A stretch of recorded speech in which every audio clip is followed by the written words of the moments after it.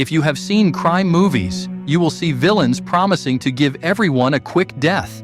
What does that mean? Well, for many, dying is not scary. It's the method used to kill them. So, what can be the most painful form of death one can experience? This depends on whether the process is quick or prolonged, so that every nerve in the body can feel the excruciating pain. On the DOL or dolorimeter scale, a headshot stands on 1 DOL because it's quick and one cannot feel any pain. Before the brain can process what happened, the person is already dead. But what form of death will go beyond what the DOL scale can measure? Let's find out. On October 11, 2012, a tragic accident occurred at a seafood processing plant owned by Bumblebee Foods in Santa Fe Springs, California. The plant, which specializes in processing and canning tuna, became the site of a horrific incident involving a 62-year-old worker named Jose Molina. Some sources mistakenly referred to him as Jose Molina.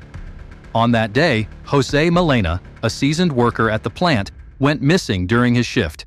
His job involved loading pallets of canned tuna into a large industrial oven known as a steamer or retort. These ovens are essentially giant pressure cookers designed to cook and sterilize the canned tuna at very high temperatures, up to 132 degrees Celsius, to ensure the product is safe for consumption. When Molina was not found for about 90 minutes, his co-workers began to worry. As concern grew, a boiler operator suggested checking the last oven that had been loaded, suspecting that Molina could have been accidentally trapped inside. They were all praying their guess was wrong. However, because the oven was still in operation and extremely hot, they had to wait another 30 minutes for it to cool down enough to be safely opened. Yet, waiting for half an hour when there is a doubt that a person might be inside the oven is beyond rational thinking. When the workers finally managed to open the oven door, they were confronted with a horrifying scene. Jose Molina's body was inside the oven. It was later determined that Molina had been loading the oven with pallets of canned tuna when he noticed a malfunction in the chain mechanism that moves the pallets through the retort. Without notifying anyone, he entered the oven to fix the problem.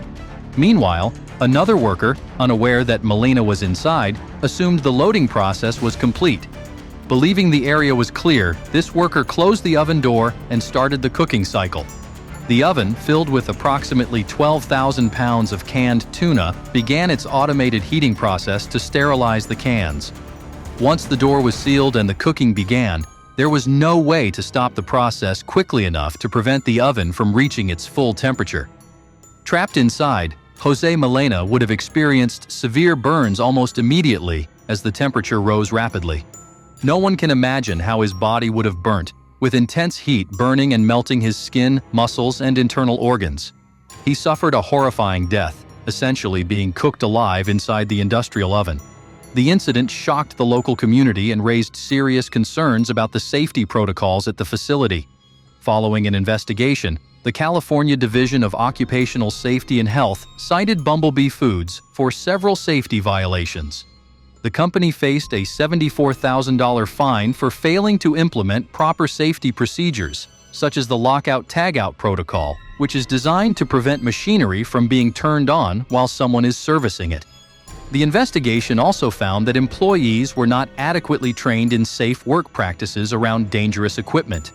In addition to the fines, Bumblebee Foods and 2 managers, Angel Rodriguez and Saul Flores, were charged with 3 counts each of violating occupational safety and health rules that led to Molina's death.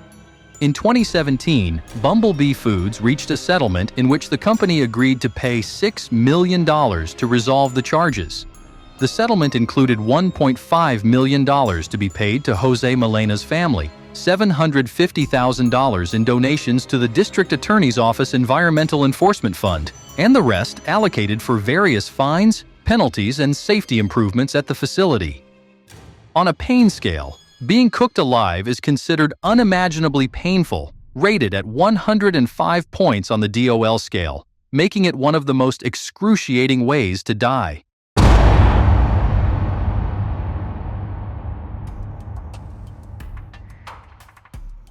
In 2009, A devastating accident occurred at a chocolate processing plant in Camden, New Jersey, leading to the death of a 29-year-old worker named Vincent Smith II.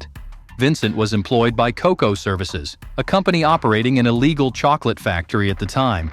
He was working on a platform set above a large vat nearly 8 feet deep, where chocolate was melted and mixed at high temperatures. His task was to drop large chunks of solid chocolate into the vat, where they would melt down for further processing.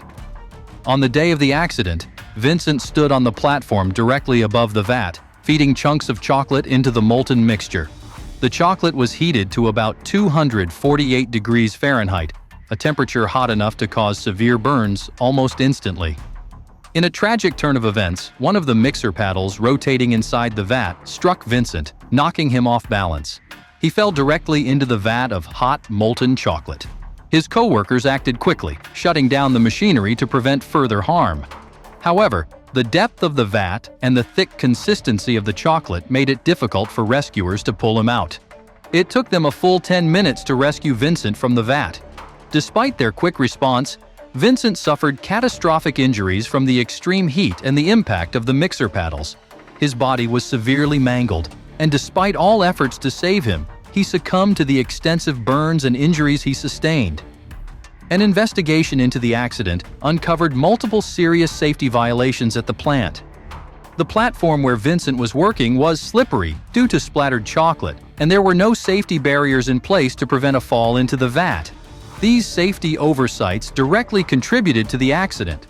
Moreover, because the factory was operating illegally, it had not been subjected to the safety inspections and regulations that legitimate facilities must follow.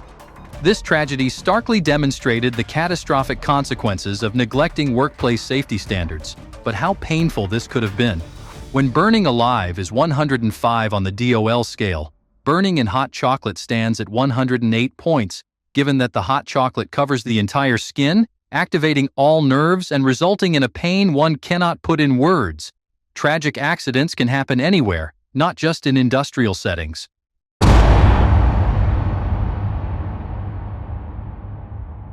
On November 23, 2018, a heartbreaking event took place in Polk County, Florida, involving a 76-year-old woman named Loretta Pickard.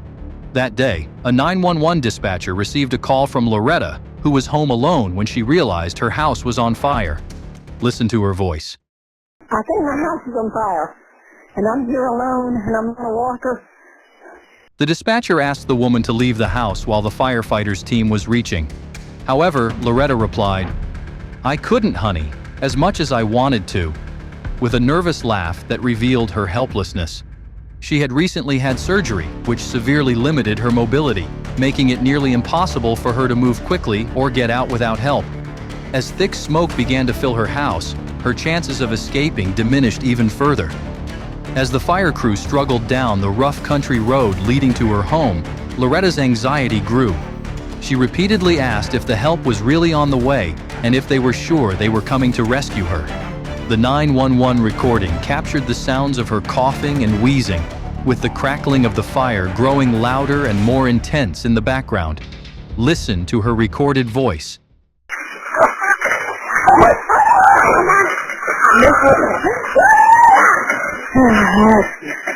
I'm not okay. Okay, are the flames getting on you? Tragically, the flames overtook Loretta before rescuers could reach her, and she was engulfed by the fire. The phone call ended abruptly after 20 minutes, and the firefighters arrived at her home 14 minutes later. But by then, it was too late. No one entered the house to save her. The fire chief later claimed that several firefighters had attempted to enter the home, but there was no evidence to support this claim. The dispatcher faced criticism for providing inadequate instructions, which may have delayed the rescue efforts. Even when the house was on fire, the dispatcher was asking ordinary questions. Hurry up. Okay, these questions are not going to delay paramedics in any way. Okay, what type of building is involved? It's a log house with a tin roof, but it's coming from the roof, I think. I don't know. Loretta died in a harrowing manner, burned alive in what is considered one of the most excruciating forms of death. The pain of being burned alive is estimated to reach 108 points on the pain scale, a death that is unimaginable and deeply tragic. Yet, in some cases, people have subjected themselves to such suffering knowingly.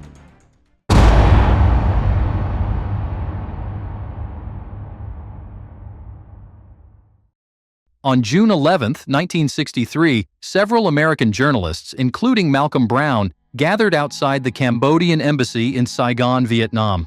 The previous day, they had been informed that something significant would happen there.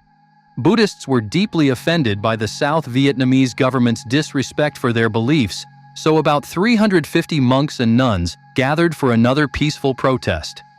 Suddenly, a car stopped near the presidential palace, and 3 monks emerged, including Thich Quang Duc. Malcolm Brown focused his camera on the trio, unaware of the profound moment he was about to capture. The protesters surrounded Thich Quang Duc, who calmly sat on a pillow in the traditional Buddhist meditation lotus pose. Another monk then poured gasoline over his head, while Quang Duc continued to pray, seemingly unfazed. When he finished his prayer, he struck a match, and the flames instantly engulfed him, rising in a cloud of black smoke. It was a horrifying spectacle. Quang Duc's body slowly withered and shriveled, his head blackening and charring. Witnesses cried out in horror, watching the self-immolation, while the monk himself remained remarkably composed, not flinching or making a sound throughout his excruciating ordeal. Whether it was his meditative skills or inner spiritual strength that helped him endure the agony, it is clear that an ordinary person would not last under such pain, which is estimated to reach 110 points on the pain scale.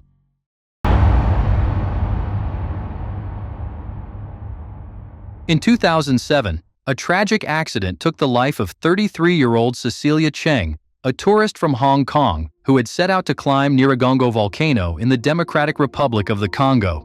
Nyiragongo is known for being one of the most active volcanoes in the world, having last erupted in 2002 when it sent rivers of lava through the city of Goma, causing widespread devastation. Since that eruption, the volcano has been relatively quiet, drawing tourists eager to witness its infamous lava lake. The lake's surface looked like cracked desert earth with fiery streaks shooting up. Cecilia, along with other tourists, made the challenging climb of nearly 3,500 meters to see this extraordinary natural wonder up close. Once she reached the summit, Cecilia was fascinated by the profound yet terrifying view of the lava lake and wanted to get a closer photograph. In her excitement, she went too near the crater's edge. Tragically, she slipped and fell, tumbling about 200 meters before landing on a ledge just above the lava. The fall caused her immense pain, breaking several bones. She ended up dangerously close to the lava, where temperatures could reach as high as 950 degrees Celsius, making it nearly impossible to breathe. A rescue team, including a helicopter and a volcanologist, was quickly dispatched to the scene. Initially, Cecilia showed signs of life, but poor visibility forced the rescuers to halt their efforts. Sadly, before they could reach her, Cecilia fell into the lava lake. Witnesses hoped she died instantly from the fall, sparing her from the unbearable pain of being consumed by lava, which is rated at 110 points on the pain scale. Although death by lava is extremely painful, it is believed to be swift, which is why some have chosen it as a way to end their lives.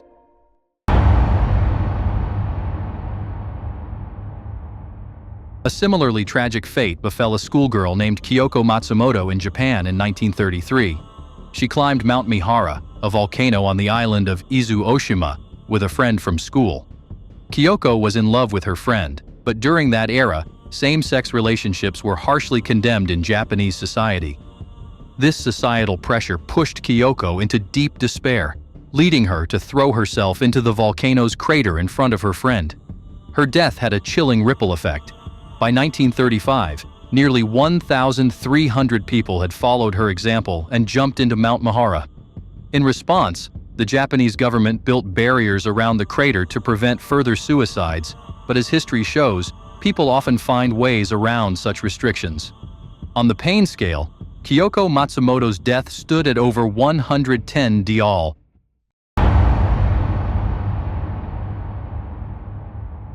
In 2016, another tragic event occurred at Yellowstone National Park. known for its breathtaking but hazardous geothermal features. Colin Scott and his sister Sable were visiting the park, charmed by its natural beauty. Despite numerous warning signs, they went into a restricted area. Colin slipped and fell into a hot spring near the Porkchop Geyser. Unlike falling into lava, which can cause death almost instantly, death in a hot spring is slow and agonizing. The water in Yellowstone's hot springs can reach temperatures of up to 96 degrees Celsius and often contains acidic sulfate liquids, which intensify the pain. By the time Sable returned with park rangers, only parts of Colin's head, torso, and arms were visible in the hot spring. By the next morning, his body had completely dissolved.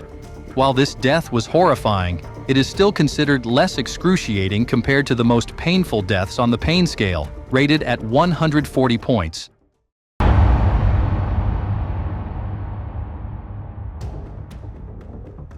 A tragic incident involving radioactive material occurred on September 13, 1987, in Goiânia, Brazil, a city far from the usual places associated with nuclear accidents. The disaster began when Dever Ferreira, who owned a local scrapyard, found a mysterious metal capsule brought to his scrapyard by scavengers.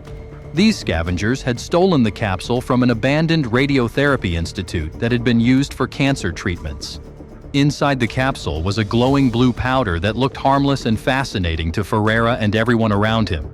Unaware of the deadly nature of the substance, Ferreira and others began to handle the powder, attracted by its beautiful, glowing appearance. They even rubbed it on their skin like glitter, not realizing the danger they were in. The powder was cesium-137, a highly radioactive isotope used in medical equipment for cancer treatment. Cesium-137 emits both gamma and beta radiation, which can cause severe damage to human tissues and organs upon exposure. The capsule had first been dismantled by two men who found it at the abandoned clinic. Fascinated by the bright blue glow of the powder, one of them took it home. Over the next few days, friends and family members, including children, came into contact with the cesium-137 powder. They played with it, spread it around, and even ate food with their contaminated hands. This unintentional exposure led to a rapid spread of contamination throughout the community. As the days passed, the first signs of radiation poisoning began to appear. Dever Ferreira's wife, Maria Gabriela Ferreira, started experiencing severe symptoms such as hair loss, vomiting, and internal bleeding. Two of Ferreira's workers, Israel Bautista dos Santos and Admilson Alves de Souza, who had also been exposed to the material, developed respiratory problems and heart damage. The most tragic case was Ferreira's 6-year-old niece, Leida das Neves Ferreira. She had been in close contact with the powder and was taken to the hospital after initial symptoms appeared. There, she was placed in isolation, but fear of radiation exposure among the hospital staff led to her being left largely unattended. Over time, her condition worsened, with swelling, severe hair loss, organ damage, and eventually internal bleeding. The pain and suffering caused by radiation exposure in such cases are immense, rated at 125 points on the pain scale. Authorities were initially slow to recognize the severity of the situation, but as more people began to show symptoms of radiation poisoning, panic spread. Approximately 250 people were found to have been exposed to varying levels of radiation, with 4 ultimately dying from their injuries, including Leida das Neves Ferreira. To contain the contamination, health officials launched a massive cleanup operation. Contaminated items, including clothing, furniture, and soil, were collected and buried in a specially designated repository, marked for safe use only after 300 years when the radioactive material would have decayed to safer levels. While incidents like the one in Goiânia are rare in everyday life, radiation exposure is a constant threat to those who work with radioactive materials.